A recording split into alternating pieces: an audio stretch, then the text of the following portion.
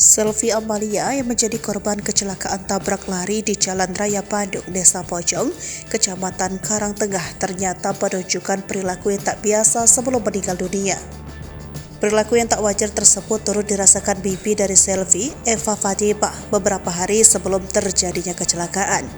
Menurut Eva, sebelum Selvi meninggal dunia, keponakannya itu merekam sebuah lagu yang liriknya menceritakan tentang kepergian. Tidak hanya merekam lagu tentang kepergian, Eva juga merasakan Selvi mendadak bersikap tidak wajar. Berdasarkan keterangan dari Eva, Selvi merupakan sosok anak yang rajin.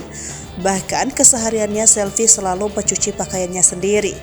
Namun, sebelum terjadi kecelakaan, Selvi justru meminta asisten rumah tangganya untuk mencucikan bajunya.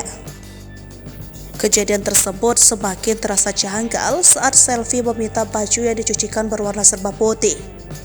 Tidak berhenti sampai di situ saja, kembaran Selvi Amalia, Silva, juga merasakan keanehan pada saudaranya itu.